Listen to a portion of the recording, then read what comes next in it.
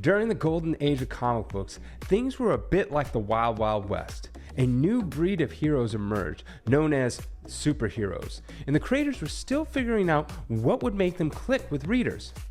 It was the time of experimentation, like throwing spaghetti at the wall to see what stuck. For every iconic hero like Superman, there are many others who, despite enjoying some popularity, eventually faded away.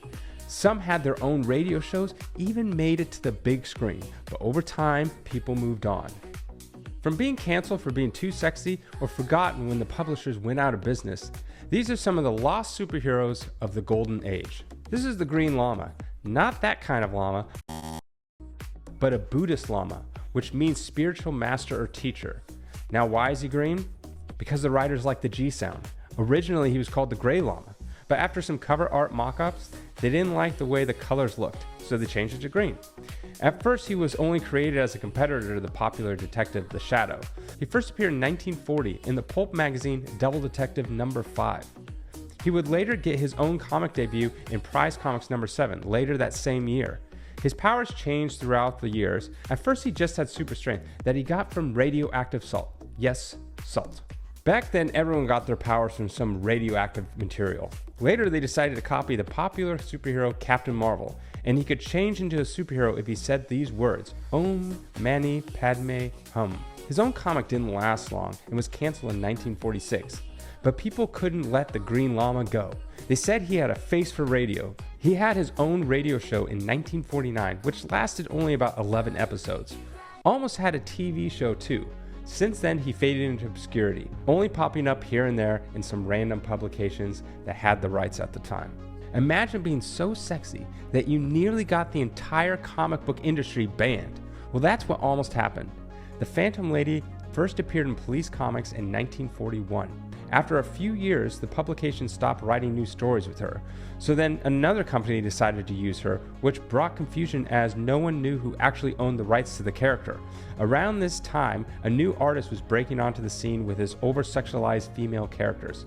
Matt Baker, he drew the Phantom Lady so sexy that she caused a psychologist to feature her in his book, which he brought to the US government to get comic books banned. He claimed she was too sexually stimulating, and not gonna lie, he was right. What came of the government's hearing was the Comics Code Authority, and no more sexy girl drawings. The next time she appeared, she was all covered up. Bye-bye cleavage. She would use a black light to blind her enemies, but I'm pretty sure she would see something else as well with that black light. She jumped around from publisher to publisher, where she eventually got owned by DC Comics. She was the inspiration for the Silk Spectre in The Watchmen. Although she appeared here and there in DC Comics, she doesn't have a huge popularity like she used to have. Those older comic book covers with Matt Baker as an artist can be worth tens of thousands of dollars, and I'll give you 2 big reasons why. You know what the worst part about creating a comic book is? Writing dialogue. Ugh, so boring. I wish there was some way around that. Well, that's exactly what Jack Binder did when he decided to take his main hero and make him a mute. This is Daredevil, and after seeing his father get murdered in front of him, he was rendered a mute. He was also branded with a hot iron in the shape of a boomerang. So you know what the next logical step would be? To become the best boomerang marksman in the world. I mean, you already have the boomerang branded on your body. Duh, makes sense. Now, if all this sounds too familiar, then it is. Who else do you know that has one of their senses taken from them and fights with an obscure weapon? Stan Lee was notorious for taking inspiration from other characters. Nonetheless, Daredevil first appeared in Silver Streak No. 6 in 1940. He later got his own series, where his first issue, he battled Hitler after they saw the success of Captain America Comics No. 1 that came out a few months prior. Surprisingly though, Daredevil was a very popular comic book back in the 1940s. But as superheroes began to fall out of fashion, his sidekicks called the Little Wise Guys slowly replaced him, to the point where Daredevil stopped appearing entirely in his own comic by issue number 70. Imagine picking up a Spider-Man comic and Spider-Man doesn't appear in his own comic book. That went on for 6 years until issue 134 when it got canceled. The character fell into public domain and hasn't really made much of a splash since. Here's a great idea if you want superpowers. Take some acid, pour it on some ants, and then inhale those fumes. That's exactly what Bob Benton did, and from that he gained super strength and limited invulnerability. Originally he was just trying to create a drink that would help people who were feeling run down. Sounds kind of like he was trying to create meth. With his new powers, he became the Black Terror. And of course, what your next logical step would be is to have your 12-year-old lab assistant breathe in some ant fumes as well. Together they were known as the Terror Twins. Black Terror first appeared in Exciting Comics number 9 in 1941. Surprisingly enough, the Black Terror was widely popular. In fact, he was the most popular superhero on the Nador publication.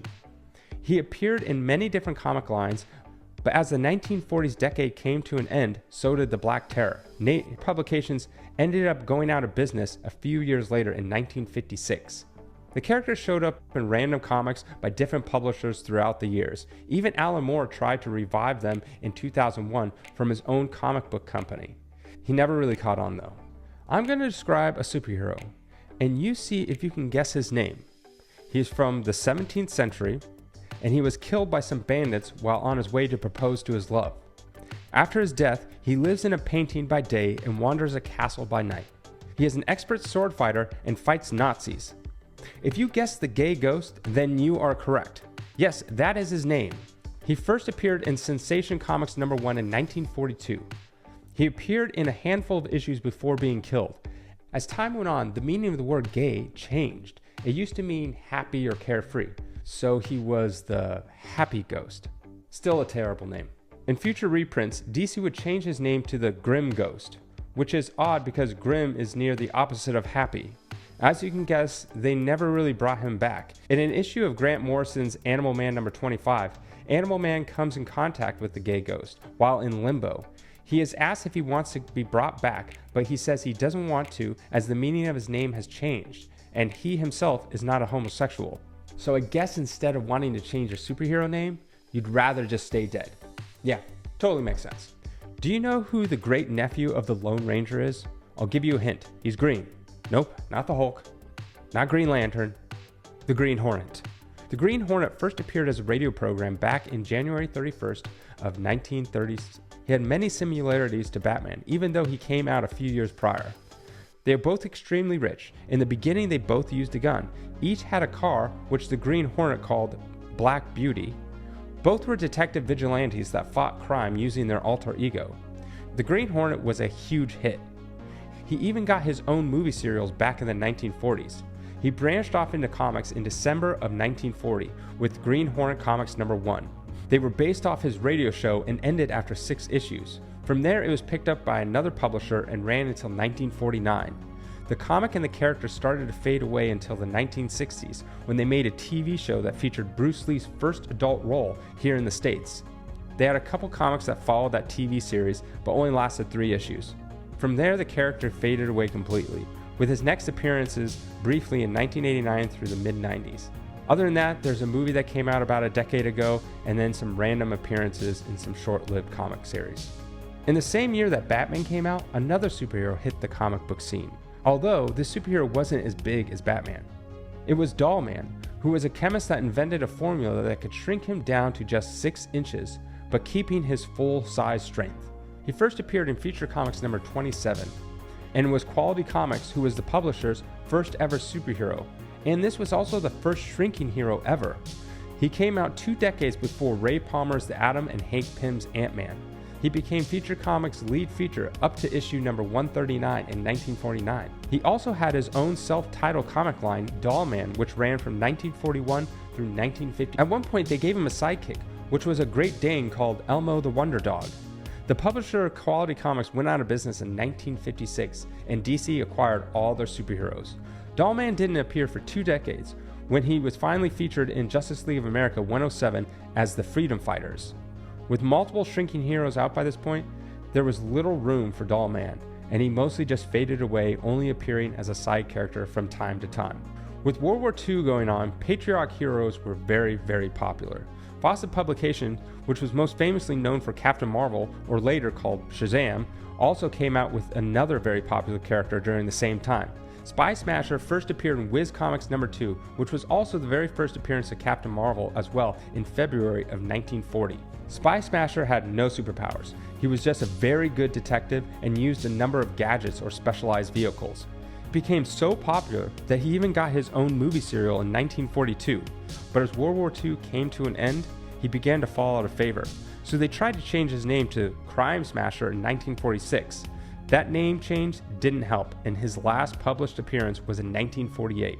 Soon after, in 1953, Fawcett Publications got sued by DC Comics and had to settle, which meant they ceased all publications of their superheroes. DC Comics later obtained the rights and brought Spy Smasher into the DC continuity in 1972. Even though they had the rights, no one really cared about Spy Smasher, and he mostly just appeared in random issues as a background or side character since then. Everyone in the early days was trying to come up with their own version of Superman. Centaur Publications enlisted Bill Everett, the father of the Submariner, to come up with a new superhero to compete with DC Comics' Superman. He sent his wife to the library to do some research into old folklore so they might come up with something unique. What came of their research was Amazing Man, who first appeared in Amazing Man Comics #5 in September of 1939. He was the second superhero ever to have a comic book title named after him, the other being Superman. Many might be confused on why he didn't appear in Amazing Man Comics #1, but you see, there was no issue #1. The first issue did in fact start with issue #5. The reason for that is that many people tried to have a successful comic line. Many comic titles didn't sell and were canceled just after a few issues. Centaur Publications thought if they started off with #5, then the kids would see that it had already lasted 5 whole issues, so it must be good. Amazing Man had many of the typical superhero traits at the time. Super strength, speed, healing, etc. But one power he had that was unique was he could become invisible, but if he did, he would leave a cloud of green mist behind, so some would even call him the Green Mist. The series ran until issue #26 in 1942, and was canceled when the publisher went out of business. Amazing Man fell into public domain as no one really used him again.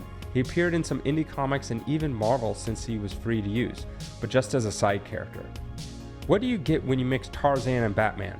Well, you get Catman. Raised by tigers in the jungle, he gained superhero strength, speed, night vision, and 9 lives. He returned to the States and began to fight crime as Catman.